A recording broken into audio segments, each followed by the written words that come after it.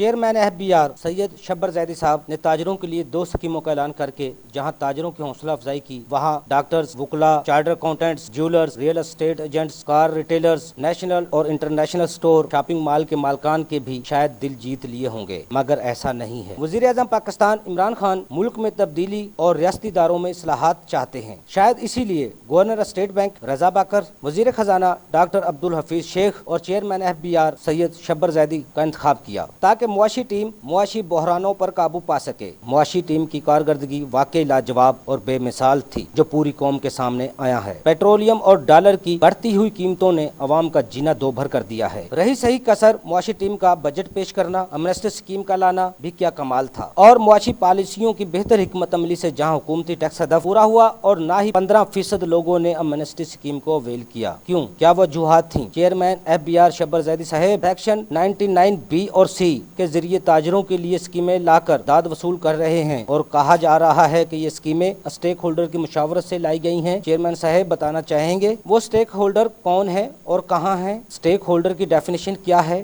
جو آپ نے کمیٹیاں تشکیل دی ہیں؟ بتانا چاہیں گے ان کی کوالیفیکیشن کیا ہے؟ عوام اور وزیر اعظم صاحب کو بتانا پسند کریں گے کہ یہ سابق وزیر خزانہ محبوب الحق کا گھسا پٹا پلان ہے جو پہلے بھی ناکام ہو چکا ہے اور اب بھی ہوگا، کیونکہ دفتروں میں بیٹھ کر آپ چھوٹی بڑی دکانوں، ڈاکٹرز اور دیگر کا تعین نہیں کر سکتے۔ مشرف دور میں جو گھروں اور دکانوں کے سروے ہوئے وہ رپورٹس کہاں ہیں؟ ماڈل ٹیکس پیئر یونٹ کی رپورٹس کہاں ہیں؟ جو حکومت کو لاس ہوا وہ رپورٹیں کہاں ہیں؟ جس قانون کے تحت آپ اسکیم لائے ہیں دیکھیں کہیں آئین پاکستان کی خلاف ورزی تو نہیں، کیونکہ آپ کہہ رہے ہیں اسکیموں سے فائدہ اٹھانے والے ویلتھ اسٹیٹمنٹ نہیں دیں گے۔ اچھا، ویری گڈ۔ تاجر ریفنڈ اور ٹیکس ریڈکشن کلیم نہیں کر سکتے۔ Very good. جو پہلے نہ جانے کہاں کہاں ٹیکس ادا کر چکے ہیں ان کا تو پھر اللہ ہی حافظ ہے۔ چیئرمین صاحب آپ کو کہاں سے لایا گیا ہے شاید آپ بھول چکے ہیں۔ ملٹی نیشنل کمپنیوں کو سروسز پر 3-4% کمی کر کے جہاں کروڑوں اربوں کا فائدہ پہنچایا جا سکتا ہے وہاں ٹیکس وصولی کے لیے بھی لائیو پلان کیے جا سکتے ہیں۔ کبھی آپ نے مارکیٹ کا سروے کیا؟ کسی وکیل یا ڈاکٹر یا پھر ریئل اسٹیٹ ایجنٹس کو ملے جو چائے بھی شاید ادھار پیتے ہیں؟ کبھی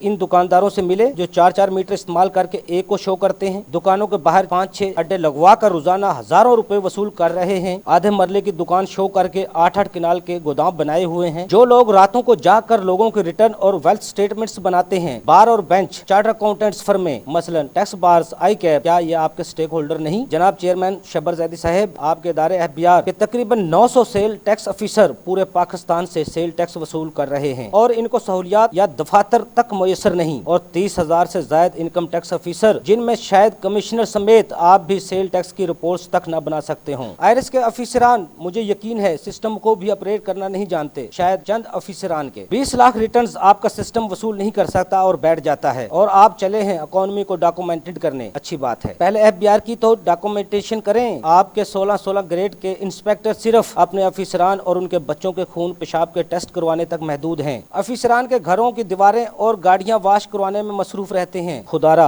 اگر اس ملک کے لیے کچھ کرنا ہے اور واقعی وزیر اعظم پاکستان عمران خان صاحب کے خواب کو شرمندہ تعبیر کرنا چاہتے ہیں تو ان FBR کے انسپیکٹروں کو کیمرے دے کر مارکیٹوں میں بھیجیں اور لائیو سروے کروائیں، ان کی رپورٹس مرتب کریں، وہ ان چھوٹے بڑے دکانداروں کی نشاندہی کرے، صدر مارکیٹ کے ذریعے ان دکانداروں کو شناختی کارڈز، بیمہ سائن وصول کریں اور ان کا کرائیٹیریا منتخب کریں، اور پھر دیکھیں کیا ہوتا ہے۔ میں یقین سے کہہ سکتا ہوں کہ یہ 5,550 ارب روپے کا ہدف کچھ بھی نہیں، اور اصل اسٹیک ہولڈر کو ساتھ بٹھائیں، سالوں کے کام مہینوں پر محیط ہو جائیں گے۔ پروگرام ٹیکس اور عوام کے ساتھ افضل ایوبی، لاہور۔